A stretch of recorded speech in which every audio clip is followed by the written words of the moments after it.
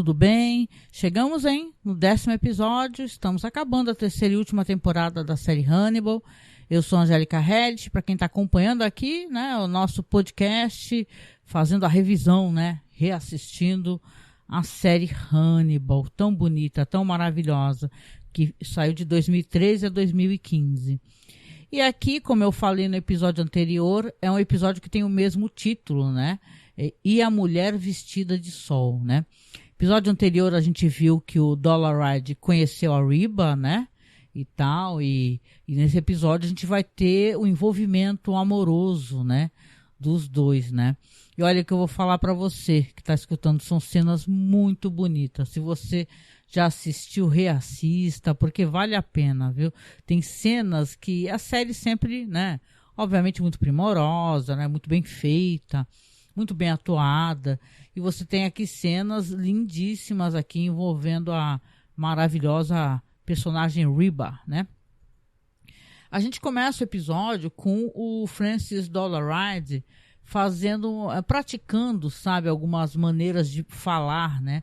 Depois você vai ver que ele está praticando porque ele tem intenção de fazer uma ligação, né? E ele precisa que a voz dele não seja reconhecida, né? Até porque eu não sei se a questão do lábio leporino tem alguma alteração, né, na maneira que você fala. Eu nunca reparei. E eu cheguei a conhecer pessoas sim que tinham, mas nunca reparei não. De qualquer maneira, aqui você vê que ele está treinando, né? Então ele está ali mudando a placa do carro dele para uma placa do estado de Nova York, aliás, uma placa do estado de Maryland, né? Vai fazer uma viagem para um local desconhecido, né? Você vê que ele mexe ali numa caixa de telefone, né? Faz uma ligação. Eu tive a impressão que ele acessou, inclusive, o escritório do Hannibal Lecter, né? E ele meio que está tentando cada vez se aprofundar e se aproximar, como ele fez no final do episódio anterior, do Hannibal Lecter, né? Aqui você vai ver, então, o outro lado da linha daquela ligação que o Hannibal recebeu, né? No final do episódio, dele falando assim, obrigado por você não revelar quem eu sou, ou mais detalhes sobre mim, né? Eu estou em transformação. E aí ele faz aquela, né? O Hannibal pergunta, no que você está se transformando? E ele fala, no grande dragão vermelho, né? Com aquela voz cavernosa, né? O ator, ele está absolutamente incrível, né? O ator que está interpretando aqui o Francis Dollaride, que é o nosso queridíssimo Richard Armitage. Hoje mesmo eu fiz a revisão também daquela série Norte e Sul, né? Porque eu falei, né, dele, porque eu lembrava dele da série Norte e Sul, né? Que é aquele drama da BBC, um livro da Elizabeth Gaskell, né? Que, aliás, eu gosto bastante dessa escritora, porque ela tem uma coisa assim que eu gosto da Jane Austen muito, eu sou maníaca, né? Pelos escritos da Jane Austen, pelas adaptações. Mas a Elizabeth Gaskell, ela tem uma coisa, eu não sei se estou pronunciando corretamente o nome dela, pode ser Gaskell, sei lá. Ela tem uma coisa de colocar questões de trabalho, né, de capitalismo, e tem uma crítica social. Então é interessante esse Norte e Sul, porque, claro, né, então é uma história que fala de pessoas que são de locais diferentes, têm pensamentos diferentes em relação à vida, às coisas. Assim, é bem bonita. E tem o Richard Armitage lá, um homem duro, porém cheio de amor para dar, né? E falando em cheio de amor para dar, esse episódio vai ter aqui um Francis Dollaride cheio de amor para dar também. É muito bonito isso daqui, né? Aí você tem essa ligação, né, e tal, você conversa, inclusive ele fantasia ali um diálogo ali com Hannibal Lecter, onde ele fala de se sentir ofendido de ser chamado de a fada dos dentes, né? Vamos lembrar que quem chama ele de fada dos dentes é nada mais, nada menos do que a Fred Lounds, né? Que é sem noção para um caraco, e no filme, o final não é nada bom do personagem, né? O Hannibal, ele fica elogiando o Dollaride pelas palavras dele, ele tem sim um problema de fala, mas o Hannibal elogia a articulação dele, né? E ele fala assim que ele pensa que o Dollaride ele se vê como um Jesus para um João Batista, né? E tal. Então é interessante, né? Como se ele fosse vamos colocar assim, como se o Lecter fosse o João Batista e o grande dragão vermelho é o Jesus, né? e tal. Então, ele fala até uma menção ali, o dragão, antes de 666 no Apocalipse. Na realidade, o Dolarhyde, ele quer, né, que ele quer ser adorado pelo Hannibal, e o Hannibal, muito inteligente, né, dá sinais para ele, né, porque ele precisa acariciar o ego dele para fazer com que o Dolarhyde pratique o crime que ele quer praticar. A gente vai ver aqui o que ele quer fazer, né? Ele quer destruir total e completamente o Will Graham, né?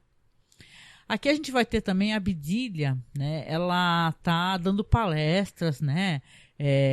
Falando sobre a Boca do Inferno de Dante, né? Eu lembrei daquele site de terror, de filmes de terror, Boca do Inferno, né? Aquele negócio de depois de Dante Alighieri, que tipo assim, os portais do inferno, os círculos infernais foram nomeados, né? E ela fala que não tem recordação, que ela acordou com uma agulha na veia dela e ela foi persuadida a se tornar Lydia Fell. Ela só era chamada como Lydia Fell, o que é uma grande mentira, né? A gente sabe que ela... Aliás, nesse episódio vai ficar claro pra gente enquanto espectador, eu não lembrava disso, o quanto ela também é uma psicopata, né? Ela tem certo grau de psicopatia. Até pela participação do ator, que eu gosto bastante, que é o Zachary Quinto, né? Então a Bedelia tá lá numa sala lotada, dando palestra, falando um quadro enorme ali do Dante Alighieri, logo atrás, falando sobre os círculos infernais, sobre conhecer Dexter atrás do véu, né, e tal, e o quanto ela não estava no domínio das próprias emoções, né, e da própria consciência. Então a gente sabe que é uma mentira, ela está capitalizando em cima disso, né. Aproveitando aqui, vamos recordar que já são 3 anos depois que o Hannibal está preso, então as pessoas estão ganhando dinheiro, né, o Chilton virou um cara que escreve livros sobre true crime, ela virou uma palestrante sobre como ter sido sequestrada pelo Hannibal, né? Interessante que isso daí, para quem conhece a história do livro, sabe que, na verdade, quem foi sequestrada foi a Clarice, né? O Hannibal não desistiu da Clarice, né? Imagina, né?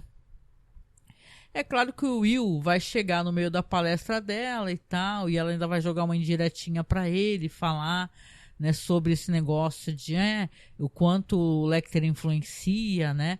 E depois ele vai ficar lá cobrando dela também essas coisas, falando, você está mentindo, né, e tal. Eu preciso conversar com você. Aí ela fala, você vai ter que marcar 1 hora, né, e tal, né? Não vai conversar comigo de graça, não, né? Aí eu até concordo. Mas assim, aí você vê que vai ter... A cena que eu gostei desse episódio, tem várias cenas legais. Eu acho que o episódio até o fim ele entrega muito, mas tem uma cena famosa do Dolarhyde que ele leva a Reba McClane para um zoológico, né?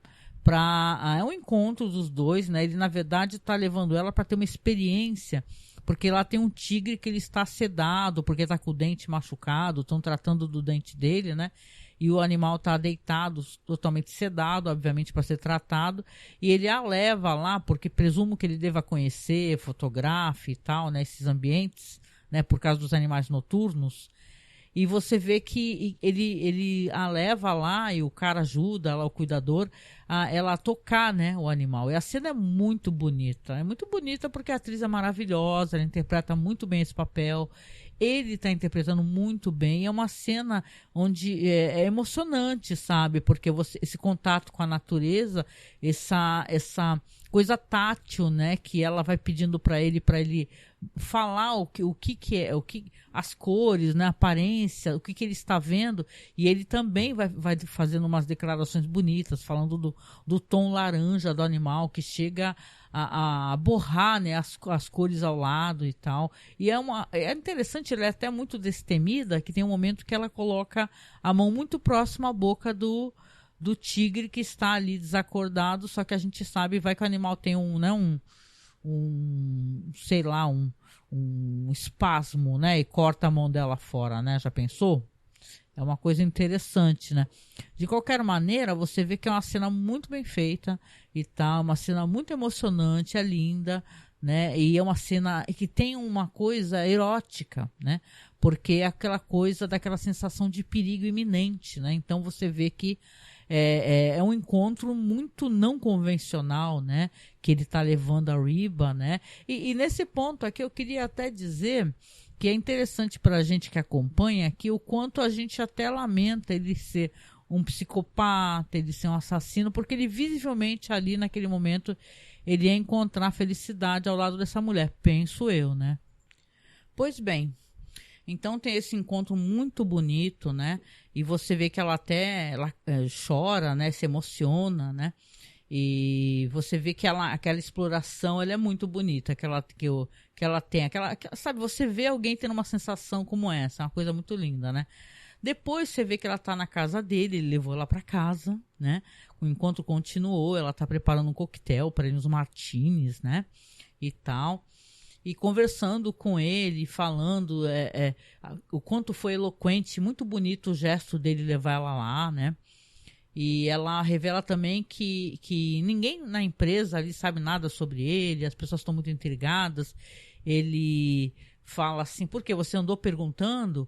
Aí ela falou, não andei perguntando, é que eu escuto as pessoas querendo saber, né, curiosas, né, saber mais sobre você, né, que ele é uma pessoa muito na dele, caladão, né, e tal, até porque ele é muito sensível sobre a aparência dele, né, e tal. Ela fala que até sabe sobre isso, né, fala, olha, eu sei que você tem alguma questão com a sua aparência, mas você não deveria, né? E assim, você vê, é interessante, já que ela tem agenda, né? Ela tem agência nessa questão, ela vai e se aproxima dele, ou acaricia, né? Inclusive acaricia de maneira erótica, né?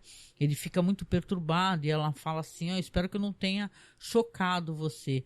E aí ele pega ela nos braços, é uma cena muito bonita. Agora ela vai conhecer o dragão do amor, né, cara?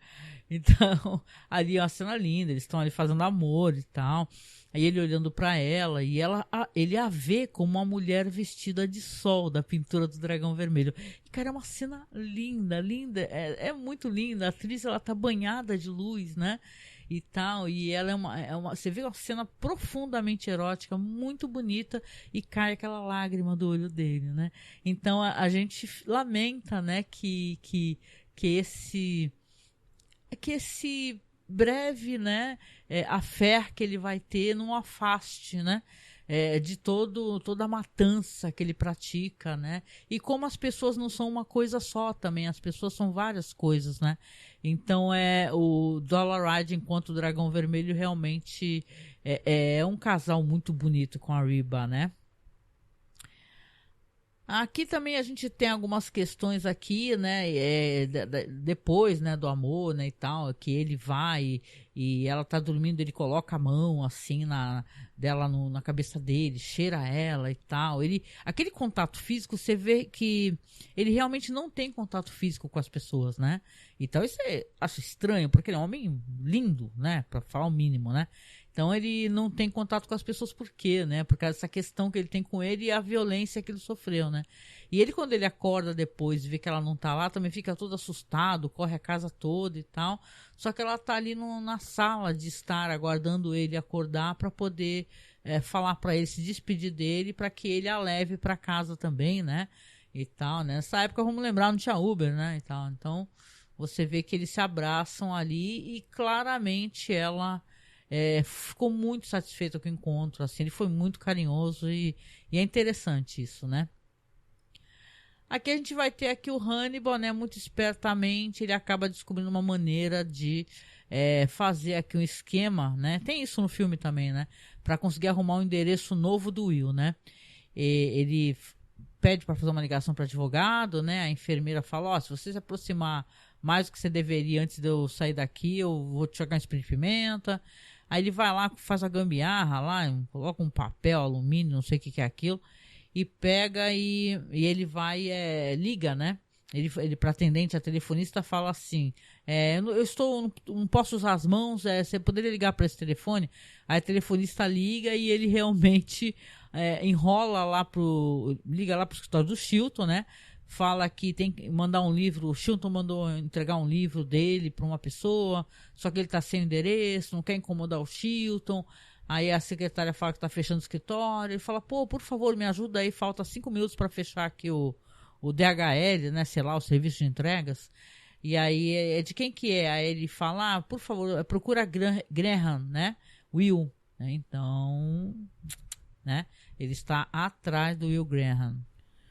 Aqui nesse episódio, então, a gente vai ter também, finalmente, quem é Bedelia du Maurier, né? Você sempre tem a impressão que ela é uma personagem um tanto quanto, né? Ela é contra o que o Hannibal Lecter faz e tal, ela fica chocada, fica desesperada e tal. Só que ela também é uma pessoa com seus demônios, né? Não à toa o Will sacou quem ela é, né? E tal, né? Então ela é uma pessoa que ela realmente tá ganhando dinheiro com essa experiência que ela fala que estava ausente, né? Não estava consciente e tal, estava dopada e tal, e na verdade muitas coisas vão ser descobertas nesse episódio, inclusive aquele lance do paciente, né? Que ela matou, que ela fala que Lecter mandou para ela, fez uma armadilha para ela e tal. E é aqui que vai entrar o Zachary Quinto, né? Que ele é o paciente, o Neil Frank, né? E esse cara, é interessante esse personagem pelas conversas que ele tem com a Bedelia. Isso em paralelo ali às conversas que o Will tá tendo com a Bedelia, né? Como se no momento que é o Will sentado com a Bedelia no consultório conversando, depois é o Zachary Quinto, sabe? As lembranças da Bedelia, né? Que a gente tá tendo acesso. Ela matou esse paciente, fala que ele que atacou ela e tal. E o cara tá ali, mostra como é que é a primeira, inclusive, vez que ele conversou com a Bedelia. Ele falando, ó, o Hannibal encerrou meu tratamento, mas ele não estava me ajudando, tem alguma coisa muito errada com ele. Eu fui atrás dele porque tinha um começo de depressão e um problema de insônia. No final eu comecei a ter problemas muito sérios de enrolar a língua. Ele começou a fazer uma fototerapia. Vamos lembrar que era isso que ele fazia com o Will, né? Para poder inserir na mente do Will várias coisas que deixaram o Will muito doente, inclusive acordando lugares estranhos, né? Fazendo coisas que não lembrava e tal. É uma técnica dele. Então a gente descobre que o Hannibal, ele também não é um bom psiquiatra, tá? Ele é um cara que adoece as pessoas. Então ele está tratando ali, na verdade, de bagunçar a cabeça das pessoas. Esse paciente é o Zachary Quinto, o Neil. Ele está conversando com a Bedelia, e a Bedelia, tudo que ele fala, assim, as desconfianças que ele, né, desabafa com ela, negócio do Hannibal ficar mandando ele comer mais carne vermelha em vez de se medicar e tal. E ela fala, você que não entendeu ele, que você que não compreendeu ele, você tem suspeitas relacionadas a ele, a sua visão, está enviesada, né, a sua visão, não sei o quê. E aí ele começa a ficar bem puto, né, porque ele fala, porra, eu tô aqui, eu fui encaminhado aqui pra você, né? Só que você também não tá me ajudando, né? Ele não me ajudava, você também não está me ajudando. Então, pra onde que eu vou correr, na verdade? O que eu vou fazer, né? E ele fala que depois que o Hannibal começou a fazer esses tratamentos com ele começou a ter uns ataques que ele enrolava a língua, né? E no meio de uma dessas discussões, ele tá com a Bedelia, ele se enfurece, levanta, né? Não faz menção de atacá-la, só que ele entra em pânico, porque a língua dele enrolou e ele não tá conseguindo respirar, né? E ela começa, nossa, ela fica desesperada e tal, e o cara lá, tipo, sufocando, né? Ele fala até que uma vez teve um ataque desse na frente do Hannibal, o Hannibal não fez nada, né? Só ficou olhando, né? E ela ali se desesperou e tal, só que quando ela vai lá, o cara tá jogado no chão, ela vai, bota a mão na boca dele, né? Você vê que ela pega o punho e enfia na garganta do cara, né? E nesse momento que ela enfia, a Gillian Anderson, maravilhosa, essa atriz, né? Você vê que ela tem um prazer enorme de fazer isso. Ela tá sufocando o cara.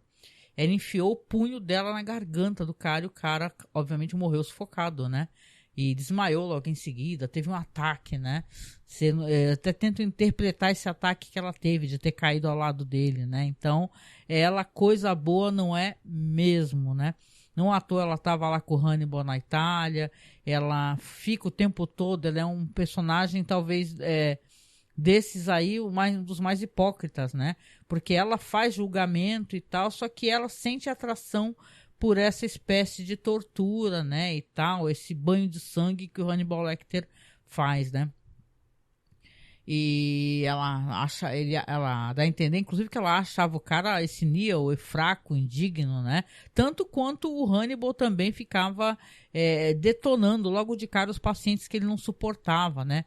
Mas ele que tinha toque, os caras que jogavam as coisas pelo consultório, né? Então, essa conversa do Will serve pra gente também ter acesso a esses flashbacks da Bedelia, né? E claro, os dois continuam trocando farpas e ela falando assim, ele falando que ela mente o tempo todo e ela falando, você também, né? Você também é muito influenciado pelo Hannibal, por aí vai, né? É uma troca de acusações que acaba rolando ali, né? Então você vê, até tem um momento que o Neil pega e fala, por isso que os cientologistas odeiam os psicólogos, olha o que vocês estão fazendo comigo, né? Então eu acho engraçado, né, a revolta do cara. Eu gosto tanto desse ator, né, o Zachary Quinto, ele é um ator muito competente, né, ele tá em tanta coisa legal, né. Eu lembro quando a gente falou de The Twilight Zone, que a série tem uma versão para rádio, né, você consegue até escutar em inglês, né, no YouTube, mas tem um episódio que a narração é dele que é muito boa, cara. Ele é um cara, eu acho o Zachary Quinto um grande ator, adoro ele em American Horror Story, né? Então é legal vê-lo participar aqui, né? Aqui a gente tem o Will, então, visitando o Hannibal, discutindo as gravuras, né, e tal, a questão da fada do dente, né? E você vê que o Hannibal tá mostrando, na verdade, apreço, né? Tá achando tudo muito interessante, né? E tal, falando que conversa sobre coisas que ele gosta, explicando a pintura do Blake, né? Falando que essa pintura do Blake Dragão Vermelho é uma mulher vestida de sol, que tá presa numa cauda, tá enrolada na cauda do dragão, né? Que é uma expressão de sexualidade demoníaca, né? E tal, né? E você vê, né, que eles fazem até uma análise a questão do quantas pessoas que esse assassino, psicopata, ele atacou o Dragão Vermelho, Fada dos Dentes, que seja, começando ali pelos Leeds, pelos Jacobs e tal. Então, realmente, ele está tentando descobrir com o Hannibal o que faz esse gatilho que ele ataca essas famílias e por que ele escolhe certos tipos de família, não é verdade? Então, claro que os noticiários falam que são famílias perfeitas, né? Estilo comercial de margarina, né? Então você vê que ele obviamente ele está atacando o que ele está invejando, né? Eu acho que parte muito disso. Vamos lembrar do Silêncio dos Inocentes, né? O personagem lá, o psicopata, ele a moça que ele matou era uma moça que ele invejava, né? Invejava o corpo dela, uma mulher grande assim e tal. Ele queria poder se transformar. Aliás, é uma coisa até muito questionável, né? E não acontece, viu? Né? Normalmente esse negócio de o cara acha que é uma mulher trans, eu vou virar um psicopata, um serial killer. Então é uma coisa muito questionável, inclusive, eu acho, né? Então, dele atacar essas mulheres, isso no Silêncio dos Inocentes. Mas não deixa de ser uma coisa interessante, uma coisa válida enquanto alguém que assiste, né, filmes de crime e tal, porque você vê que realmente os caras primeiro costumam atacar o que eles estão olhando diariamente, né? Então, não à toa eles tentam esconder loucamente, né? Hannibal também fala que faltam 11 dias ali para a lua nova e tal, tic-tac, o Fada do Dente vai atacar, né? O tempo está acabando, né? E o Lecter também, claro, não sei se para fazer inveja ao Will, né? Me pergunto. Ele fala da admiração pela Fada do Dente, que diz que o considera totalmente são, talvez ele seja mais são do que as pessoas possam imaginar, né? Papo furado, né? Porque a gente viu o quanto ele é piradão, né? Da batatinha, né? E perigoso pra caramba, né? Pra finalizar o episódio aqui, eu acho que é uma cena muito legal, né?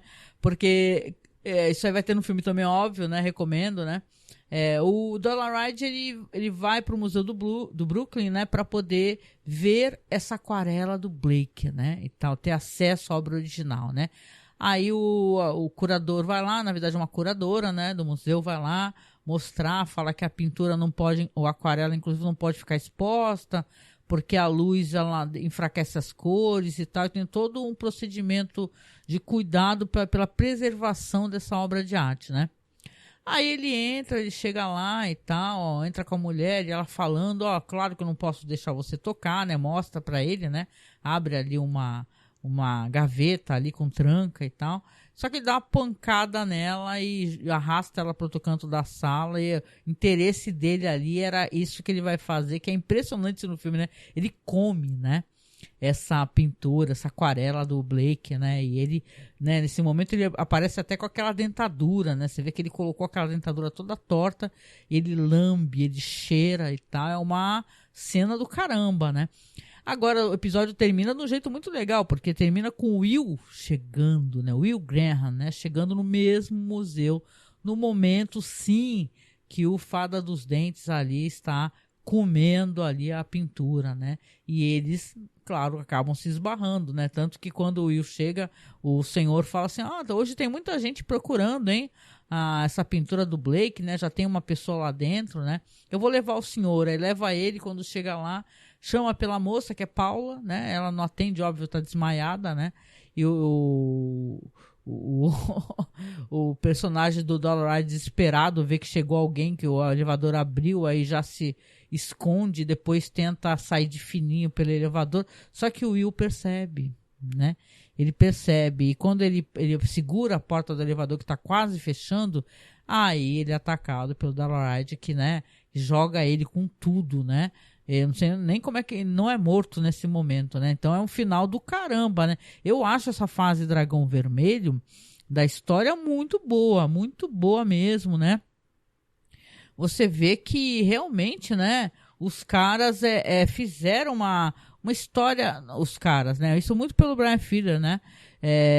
Você vê que foi feita uma história ali que utiliza de várias maneiras o livro, filmes anteriores e tal, e mesmo assim consegue entregar, né?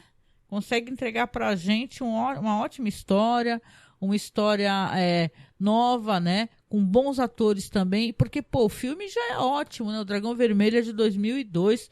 Pô, tem o Anthony Hopkins, né? Que sem palavras, ele é o cara realmente, né? Você vê que tem o Anthony Hopkins, tem o Edward Norton, não lembrava ele no episódio anterior, né? O Ralph Fiennes é o Dragão Vermelho, né? Tem o Harvey Keitel, o Jack Crawford, a Emily Watson. Eu gosto muito dessa atriz, a Emily Watson. Ela faz a Reba dessa versão do filme. E, cara, eu acho que tem que dar um momento ali, uma pausa pra gente poder falar da Emily Watson, que é uma atriz britânica que eu amo. Eu amo, acho ela maravilhosa. Não sei se você que está escutando o podcast conhece, né?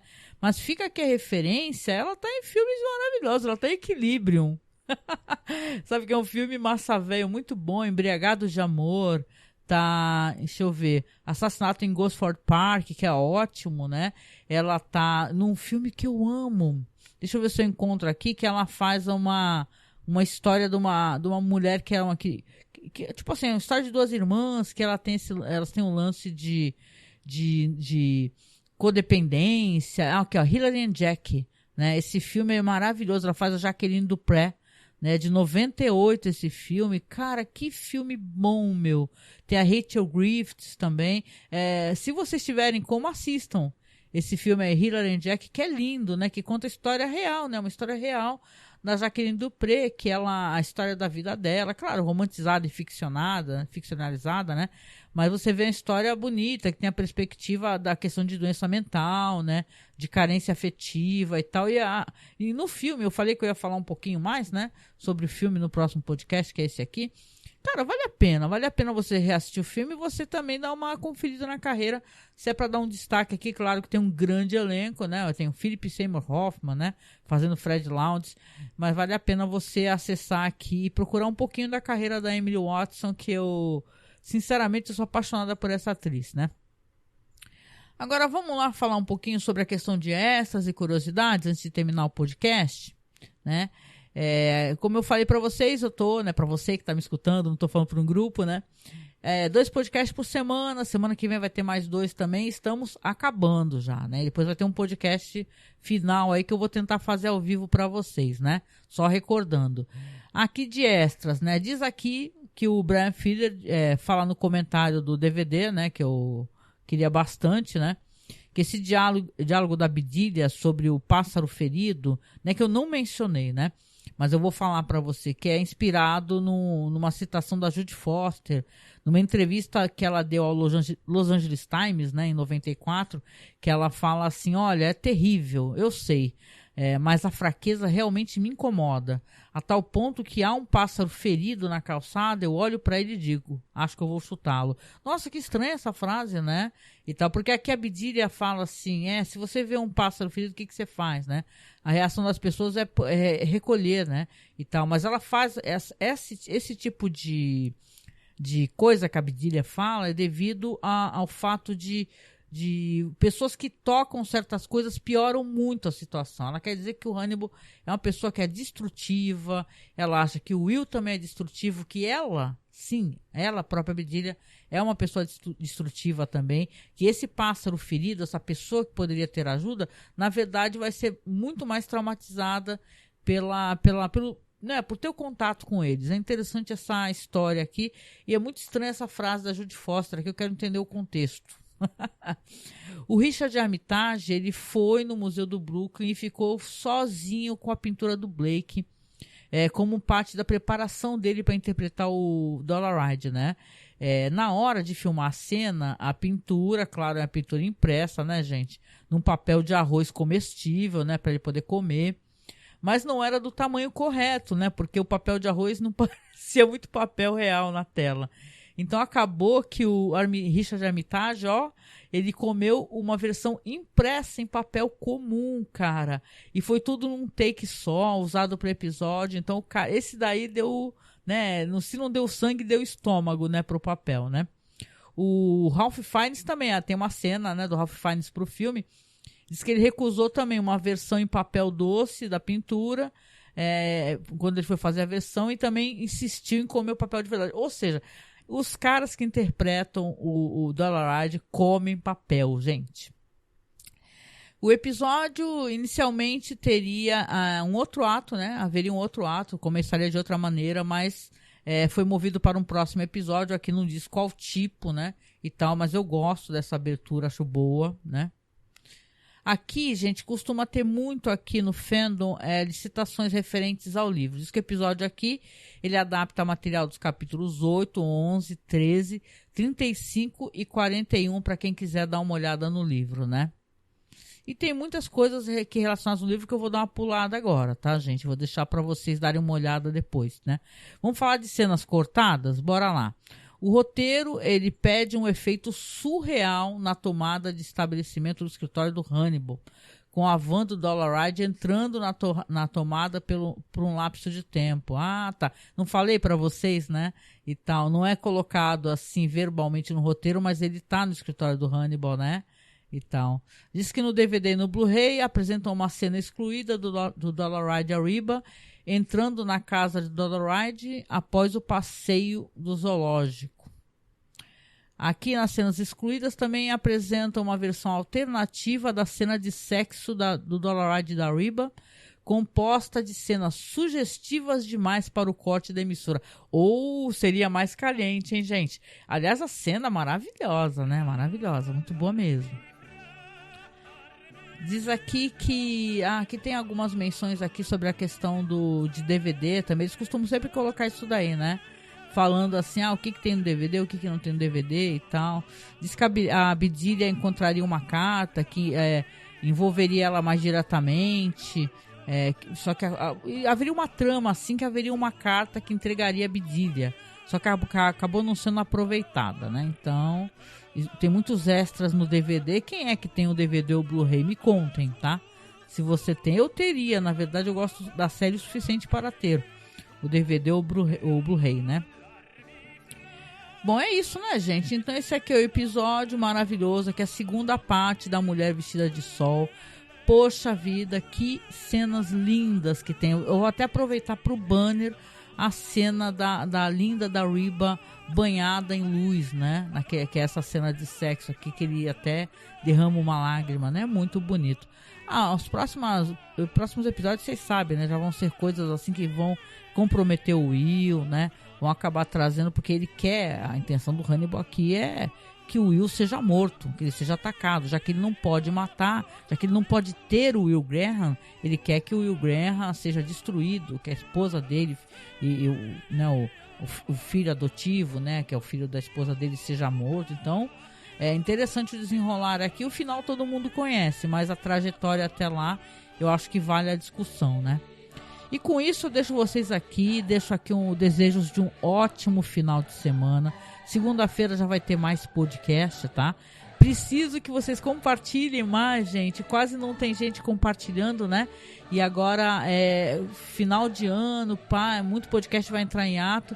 E pode ser que alguém goste muito de Hannibal e não sabe, né? Que tá tendo um podcast, tá tendo uma revisão e tal, e você compartilhando o link do Spotify e tal, a pessoa conheça e curta também, né? Vamos trazer mais fãs aqui para essa série maravilhosa, né? Eu lembro que eu comecei a fazer esse podcast porque tinha uma galera fazendo, né? Eu nem conhecia os caras, nem lembro o podcast, gente, mas eles faziam e fizeram alguns episódios da primeira temporada e pararam. Eu fiquei, putz, não acredito, pararam. Sacanagem, né? É tão legal. Aí, por isso que eu acabei na doideira aqui, na loucuragem fazendo, né? E é isso, gente. Um grande abraço pra vocês. Um ótimo final de semana. Se puder, seja nosso padrinho, seja nossa madrinha.